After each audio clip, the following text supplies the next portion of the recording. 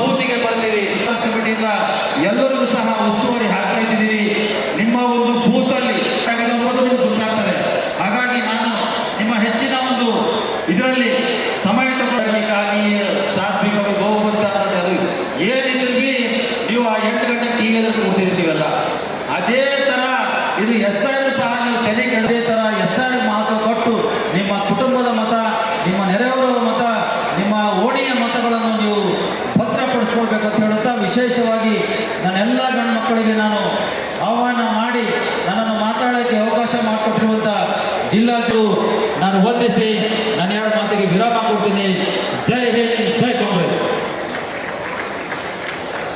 ಸಂಜಯ್ ಜಾಗೀರ್ ಅವರು ಈಗ ವಿಠಲ್ ದಾಸ್ ತ್ಯಾಗಿ ಅವರು ಈಗಾಗಲೇ ಮಾನ್ಯ ಮುಖ್ಯಮಂತ್ರಿಗಳು ತಿಂಗಳಲ್ಲಿ ನಮ್ಮ ಮತವನ್ನು ನಾವು ಉಳಿಸ್ಕೊಳ್ತೇವೆ.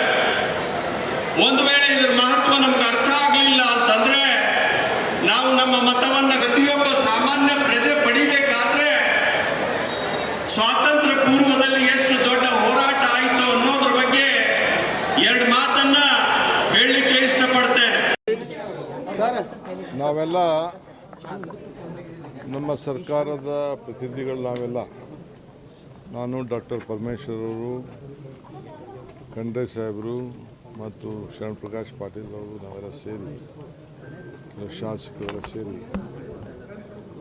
ಈ ಐತಿಹಾಸಿಕವಾದಂಥ ಅನುಭವ ಮಂಟಪಕ್ಕೆ ಬಂದು ಬಸವಣ್ಣನ ನಾಡಿಗೆ ಬಂದು ಅಲ್ಲಿಂದ ಅವರ ಆಚಾರ ವಿಚಾರವನ್ನು ನಾವೆಲ್ಲ ಇಡೀ ರಾಜ್ಯ ಒಪ್ಪಿದೆ.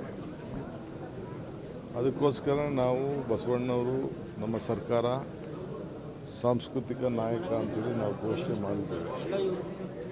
ನಾಳಿನ ಮುಖ್ಯಮಂತ್ರಿಯಾಗಿ ನನಗೆ ನಮ್ಮ ಪಕ್ಷ ಜವಾಬ್ದಾರಿ ಕೊಟ್ಟ ಮೇಲೆ ನನ್ನ ಪ್ರವಾಸವನ್ನು ಈ ಅನುಭವ ಮಂಟಪದಿಂದ ಪ್ರಾರಂಭ ಮಾಡಿದ್ದೇವೆ.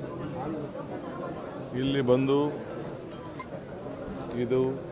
ಇಲ್ಲಿ ಎಲ್ಲ ಧರ್ಮದ ವೃತ್ತಗಳಿಗೆ ಈಗಾಗಲೇ ಭೇಟಿ ಕೊಟ್ಟಿದ್ದೇನೆ. ಹಳೆಯ ಅನುಭವ ಮಂಟಪ ಮೊದಲಿಂದ ಕೂಡ ಹಿರಿಯರು ಏನು ಮಾಡಿದರು ಅದು ಕೂಡ ನಾನು ಭೇಟಿಯನ್ನು ಕೊಟ್ಟಿದ್ದೇನೆ. ಇದನ್ನು ಕೂಡ ಈಗಾಗಲೇ ಸುಮಾರು ಭಾಳ ಚೆನ್ನಾಗಿ ನಡೀತಾ ಇದೆ. ಈಗಾಗಲೇ ನಮ್ಮ ಎಲ್ಲ ಸಹೋದ್ಯೋಗಿಗಳು, ನಮ್ಮ ಮಂತ್ರಿಗಳೆಲ್ಲ ಇದನ್ನು ಆದಷ್ಟು ಜಲ್ದಿ ಮುಗಿಸ್ಬೇಕು ಕೆಲಸ ಅಂತೇಳಿ ಹೇಳಿದ್ದಾರೆ. ಯಾವ ಥರದ ಹಣನೂ ಕೊರತೆ ಆಗದ ರೀತಿಯಲ್ಲಿ ಕಾರ್ಯರೂಪವನ್ನು ವಹಿಸಿ ಇದನ್ನು ಆದಷ್ಟು ಜಲ್ದಿ ಇದನ್ನು ಮುಗಿಸುವಂಥ ಕೆಲಸವನ್ನು ನಾವು ಮಾಡ್ತೇವೆ. ಸುಮಾರು 700ಕ್ಕೂ ಹೆಚ್ಚು 742 ಕೋಟಿಗಳನ್ನು ಈಗಾಗಲೇ ಇದಕ್ಕೆ ಕ್ರಿಯಾ ಯೋಜನೆಯನ್ನು ಈಗಾಗಲೇ ಮಾಡಿ ಅಪ್ರೂವ್ ಆಗಿ ಸುಮಾರು 400ಕ್ಕೂ ಹೆಚ್ಚು ಕೋಟಿಯನ್ನು ಈಗಾಗಲೇ 480 ಕೋಟಿಯಷ್ಟು ಈಗಾಗಲೇ ಬಿಡುಗಡೆಯನ್ನು ಕೂಡ ಮಾಡಿದೆ. ಎಷ್ಟೇ ಆದರೂ ಚಿಂತೆ ಇಲ್ಲ, ನಾವು ಇದನ್ನು ಈ ಕೆಲಸ ಇದು ಸರ್ಕಾರದ ಕೆಲಸ. ನಮ್ಮ ನಾಡಿಗಲ್ಲ, ರಾಷ್ಟ್ರಕ್ಕಲ್ಲ, ಅಂತಾರಾಷ್ಟ್ರೀಯ ಮಟ್ಟದಲ್ಲೂ ಕೂಡ ಅವರ ಚಿಂತನೆಗಳು ಎಲ್ಲ ಕೂಡ ನಾವೆಲ್ಲ ಅಳವಡಿಸ್ಕೊಳ್ತಾ ಇದ್ದೇವೆ. ಅದಕ್ಕೆ ಇಲ್ಲಿಂದನೇ ಕೂಡ ನಾವು ನಮ್ಮ ಪ್ರವಾಸವನ್ನು ಕೂಡ ಕೈಗೊಂಡಿದ್ದೇವೆ. ಅದರಿಂದ ಬಸವಣ್ಣವರ ತತ್ವಗಳನ್ನು ನಾವು ಪ್ರಚಾರ ಮಾಡಲಿಕ್ಕೆ, ಅವ್ರಿಗೆಲ್ಲರೂ ಕೂಡ ಜನರಿಗೆ ನೆಮ್ಮದಿ, ಶಾಂತಿ ಎಲ್ಲ ಸಿಕ್ಕೆ ಈಗ ತಾನೇ ನಾನು ಈ ಅನುಭವ ಮಂಟಪದಲ್ಲಿರುವಂಥ ಜ್ಞಾನ ಮಂದಿರ ಏನಿದೆ ಆ ಜ್ಞಾನ ಮಂದಿರಕ್ಕೂ ನಾನು ನಮ್ಮ ಪರಮೇಶ್ವರ್ ಅವರು, ಶರಣ್ ಪ್ರಕಾಶ್ ಪಾಟೀಲ್ ಎಲ್ಲ ನಾವೆಲ್ಲ ಭೇಟಿ ಕೊಟ್ಟಿದ್ದು ಎಲ್ಲ ಎಕ್ಸ್ಪ್ಲೇನ್ ಮಾಡಿದ್ರು.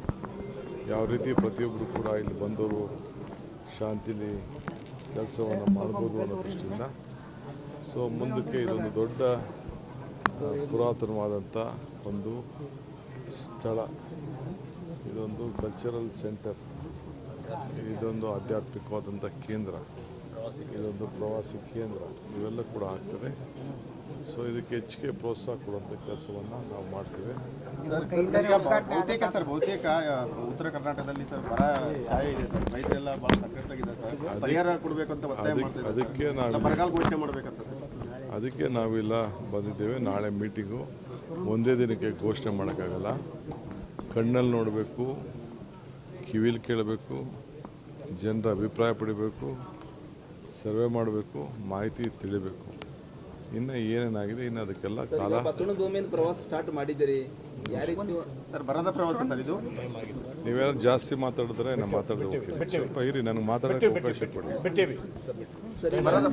ಒಂದು ನಿಮಿಷ, ಆದಷ್ಟು ಜಲ್ದಿ ಮಾಡ್ತದೆ. ಇನ್ನೊಂದು ಘೋಷಣೆ ಮಾಡಲಿಕ್ಕೆ ಬಯಸ್ತೀನಿ. ಬೆಂಗಳೂರು ನಗರದಲ್ಲಿ ಈಗಾಗಲೇ ನಾವು ರಸ್ತೆಗಳ ಬದಿಗಳಲ್ಲಿ ಬೀದಿ ವ್ಯಾಪಾರಿಗಳನ್ನು ತೆರವು ಮಾಡ್ತಾ ಇದ್ದೀವಿ. ಆದರೆ ಯಾರು ಕೂಡ ಬಡವರು ಗಾಬರಿ ಪಡಬೇಕಾದಿಲ್ಲ. ನಿಮಗೆಲ್ಲ ಆಲ್ಟರ್ನೇಟಿವ್ ವ್ಯವಸ್ಥೆನ ಪಕ್ಕದ ಸೈಡ್ ರೋಡ್ಗಳಲ್ಲಿ ನಾವು ಮಾಡಿಕೊಡ್ತೇವೆ. ಮತ್ತು ಈಗಾಗಲೇ ಯಾರು ರಿಜಿಸ್ಟ್ರೇಷನ್ ಮಾಡ್ಕೊಂಡಿದ್ದೀರಿ ಅವ್ರಿಗೆಲ್ಲ ತಳ್ಳೋಗಿ ವಾಹನ ಕೂಡ ಒದಗಿಸ್ಕೊಡ್ತೇವೆ. ಸೊ ಬಡವರು ಯಾರು ಗಾಬರಿ ಮಾಡ್ಕೋಬೇಕಾದಿಲ್ಲ ಬೆಂಗಳೂರು ನಗರದಲ್ಲಿ ಅನ್ನೋದನ್ನು ಕೂಡ ಈ ಬಸವ ಮಂಟಪದಲ್ಲಿ ಅನುಭವ ಮಂಟಪದಲ್ಲಿ ತಮಗೆ ಸಂದೇಶವನ್ನು ಕೊಡ್ತಾ ಇದ್ದಾರೆ.